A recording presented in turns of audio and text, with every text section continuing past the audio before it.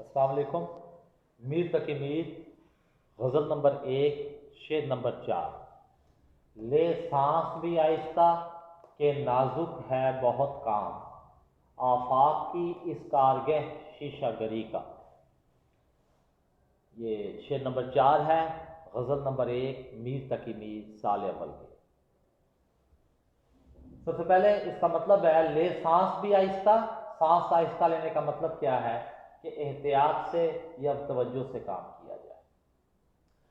یہ نازک ہے بہت کام کی بھی بات کریں گے ہم کہ وہ نازک ہے یا نہیں ہے جب ہمیں کام سمجھ جائے گا۔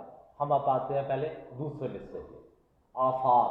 آفاق کا مطلب ہوتا ہے دنیا، کارگہ کارخانہ، شیشہ گری شیشہ بنانے والا، کارگہ شیشہ گری شیشہ بنانے والا کارخانہ۔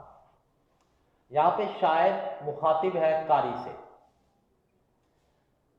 شاعر نے کیا کیا ہے کہ لفظ شیشہ بنانے والا کارخانہ ادھار لیا ہے دنیا کے لیے، یعنی شاعر نے استعارہ لیا ہے۔ تو جس سے لفظ ادھار لیا جاتا ہے مستعار منہ، وہ ہے شیشہ بنانے والا کارخانہ۔ جس کے لیے لفظ ادھار لیا جائے وہ ہے دنیا، مستعار لاہو۔ تیسری چیز جو ہوتی ہے استعارے کی وہ ہے وجہ جامع۔ یہ وجہ جامع ہی اصل میں اس شعر کی وضاحت ہے۔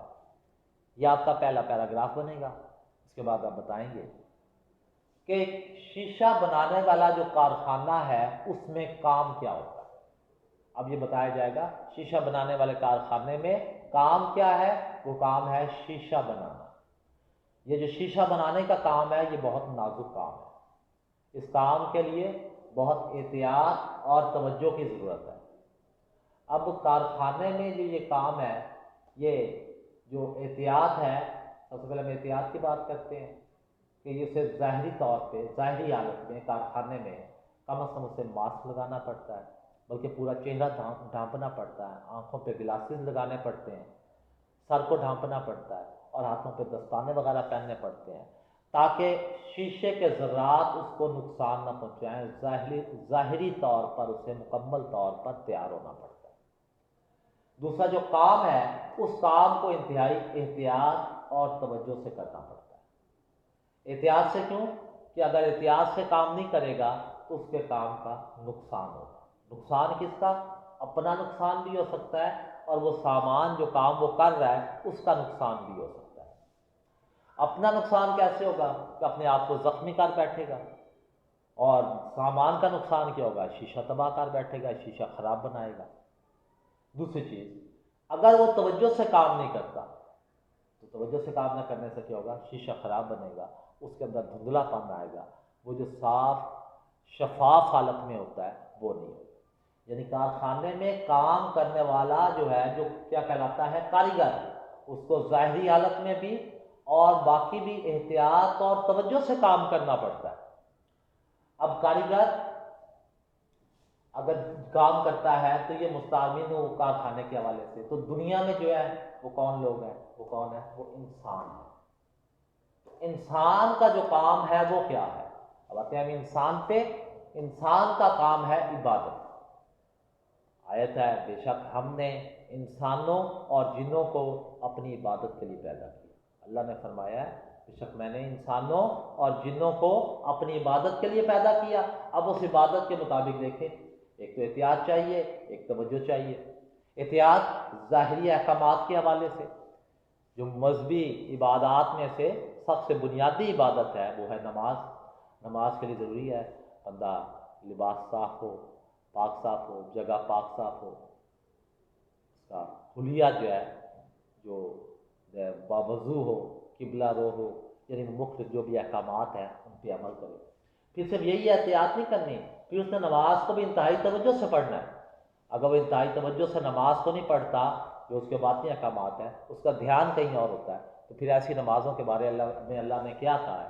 وہ نمازیں ان کے منہ پر مار دی جائیں گی۔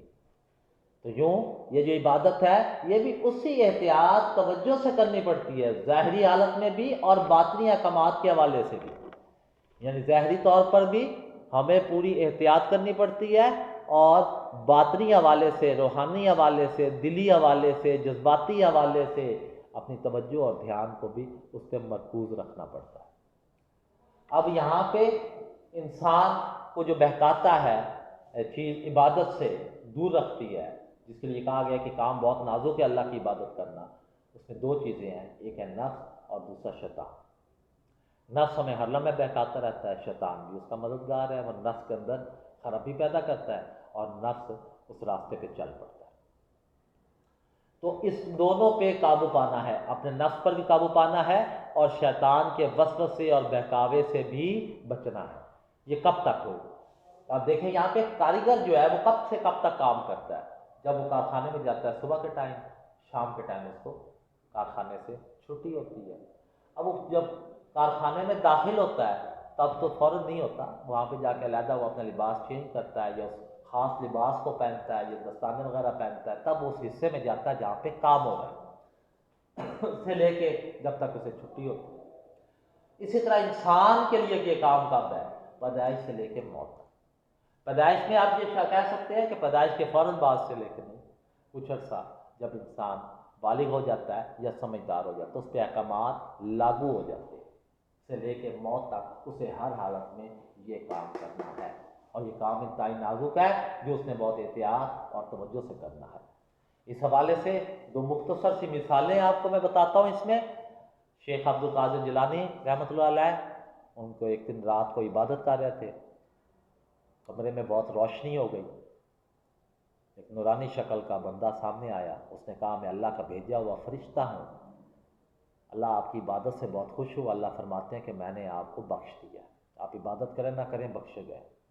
ان کے ذہن میں فوراً خیال آیا کہ عبادت تو آپ صلی اللہ علیہ وسلم فرمایا کرتے تھے، پوری پوری رات صحابہ کرام ایک دوسرے سے سبقت لے جایا کرتے تھے، میں نے ایسا کیا کر دیا کہ اللہ تعالیٰ یہ فرما رہے ہیں؟ انہیں اونچی آواز میں لا حول ولا قوت پڑا۔ وہ جو ابلیس تھا بڑی روحانی شکل میں آیا تھا، وہ اس کی شکل بدل گئی، اپنی اصل شکل میں ہو گیا، وہ پیچھے دور چلا گیا دروازے کے پاس، اور جاتے ہوئے کہنے لگا اے عبد القادر تجھے تیرا علم بچا گیا۔ اس پہ فوراً انہوں نے کہا کہ نہیں، مجھے میرے علم نے نہیں اللہ کے فضل نے بچایا۔ یعنی وہ جاتے جاتے بھی تکبر کیا، ایک عنصر اس کے اندر پیدا کرنے کی کوشش کی، لیکن اللہ تعالیٰ نے وہاں بھی ان کی مدد فرمائی۔ یعنی شیطان اور نفس اس حد تک گمراہ کرتا ہے۔ یا دوسری صورت میں ایک اور واقعہ ہے مختصر سا، وہ اس میں آپ لکھ سکتے ہیں کہ ایک بزرگ رات کو سو رہے تھے، صبح کے ٹائم انہیں کسی نے جھنجھوڑ کر اٹھایا، بڑی گہری نیند میں تھے، اور دیکھتے ہیں کہتے ہیں کہ میں نے آس پاس دیکھا کوئی نہیں تھا، اونچی آواز میں پوچھا کون ہے؟ آواز آئی میں ابلیس ہوں، اٹھو نماز پڑھو۔ کہتے میں بہت حیران ہوا، ابلیس اور نماز کا خیر ہے؟ کہتے میں نے پوچھا کیا تم مسلمان ہو گئے ہو، یعنی آدم علیہ السلام کو سجدہ کر لیا یا قیامت آ گئی ہے؟ تو اس پہ اس نے کہا نہ قیامت آئی ہے نہ میں نے سجدہ کیا ہے، بس کوئی وجہ ہے تم اٹھو اور اٹھ کے نماز پڑھو۔ وہ ضد کرتے ہیں، پوچھتے ہیں مجھے بتاؤ کہ تم مجھے نماز کے لیے کیوں کہہ رہے ہو؟ اس پر وہ کہتا ہے کہ چند دن پہلے جب تمہاری نماز باجماعت قضا ہوئی اور تمہیں بہت افسوس ہوا، تم کئی کتنی دیر روتے رہے، اللہ تعالیٰ کو تمہارا وہ رونا اتنا پسند آیا، اس نے تمہاری پچھلی ساری باتیں تھی جیسی بھی تھی ان کو قبول کر لیا۔ تو میں نہیں چاہتا کہ تم آج بھی سوئے رہو، پھر تمہیں دکھ ہو اور تمہاری نماز رہ جائے، تمہیں دکھ ہو اور اللہ تعالیٰ تمہاری آنے والی تمام نمازوں کو بغیر پڑھے قبول کر لے۔ اٹھو، محنت کرو گے تو تمہیں بہکانے کا موقع ملے گا۔ تو یوں نہیں، جب اللہ نے قبول ہی کر لیا تو پھر بہکانا کہاں سے آیا؟ یوں شیطان ہر لمحے مختلف حالتوں میں مختلف انسانوں کو مختلف حالتوں میں دیکھتا ہے کہ میں نے اس کو کہاں پہ بہکانا ہے، اور نفس کا بھی یہی معاملہ ہے، کبھی صبح کے ٹائم ٹھنڈ لگ رہی ہے، کبھی نیند آ رہی ہے، کبھی تھکاوٹ کا احساس ہوتا ہے، یہ نفس کی مہربانی ہے۔ یہ تھا آپ کا شعر نمبر 4 میر تقی میر، غزل نمبر 1۔